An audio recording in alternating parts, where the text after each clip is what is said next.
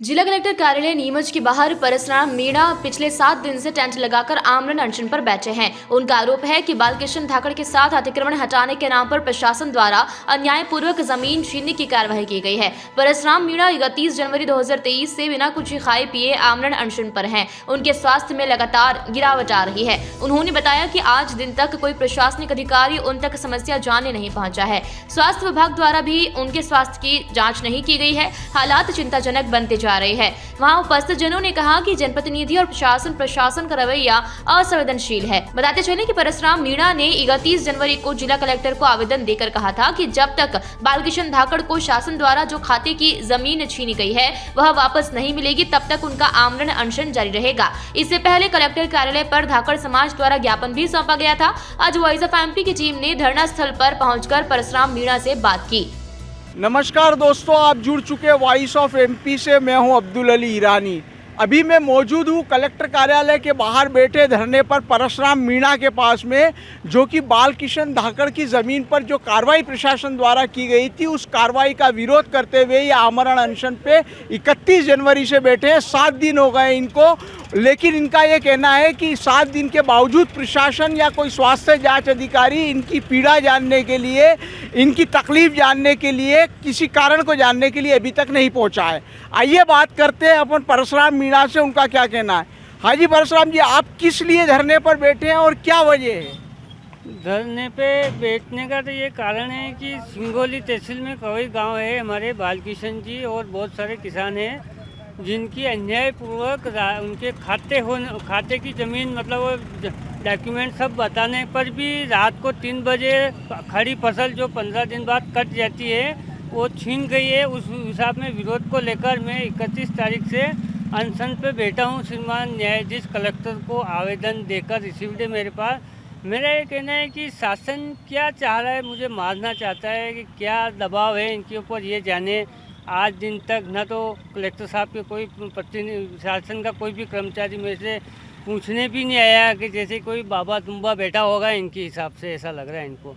आपकी तबीयत कैसी रह रही? 7 दिन के बावजूद कोई स्वास्थ्य जांच अधिकारी वगैरह कोई आया है क्या? स्वास्थ्य में आज तबीयत तो बहुत खराब है भाई। लोग सब मेरे को हाथ पकड़ कर इधर उधर बिठाते सुलाते। मैं आज बड़ी मुश्किल से आपकी बाइक के सामने बात कर रहा हूँ, लेकिन प्रशासनिक अधिकारी व डॉक्टर सरकारी वगैरह कोई भी आज तक मेरे से कोई पूछने या देख रेख करने नहीं आया।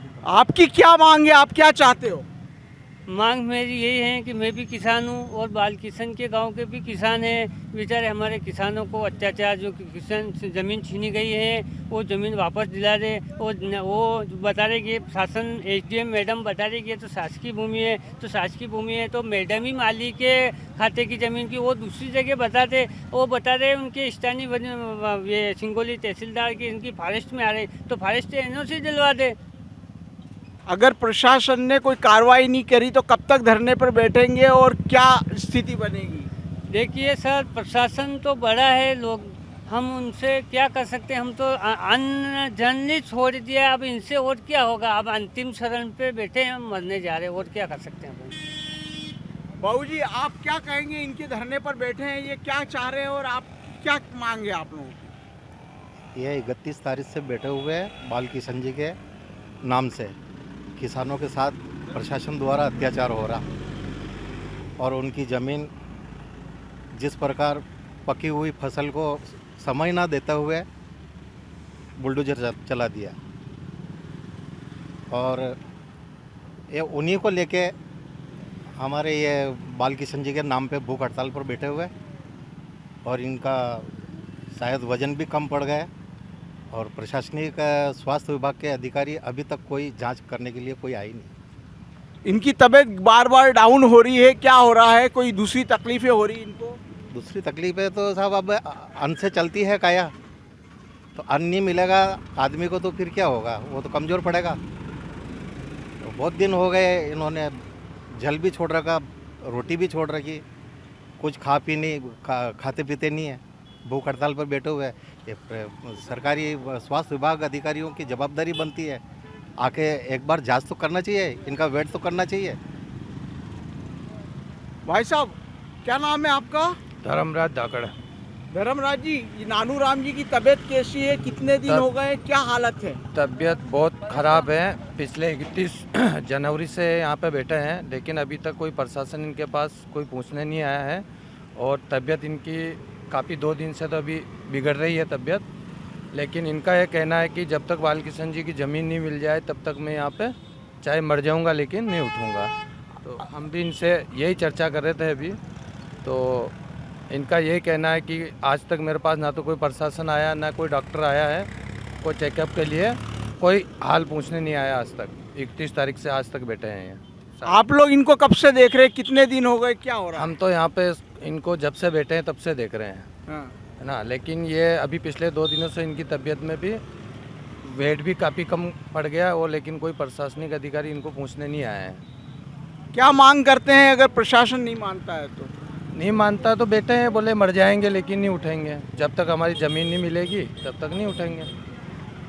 तो आपने सुना कि इनकी जो तबीयत है, नानू राम जी मीणा से भी हमारी चर्चा हुई। इन्होंने वॉइस ऑफ एमपी से अपनी चर्चा में बताया कि इनकी तबीयत डे बाय डे ख़राब हो रही है, इनका वजन डाउन हो रहा है। सबसे बड़ी बात ये इनका ये कहना है कि प्रशासन और जो जनप्रतिनिधि है वो बिल्कुल संवेदनहीन हो गए हैं। 7 दिन के बावजूद इनकी तबीयत को पूछने वाला, इनके समस्या को जानने के लिए कोई नहीं आया है और किसी प्रकार का निराकरण नहीं होता है।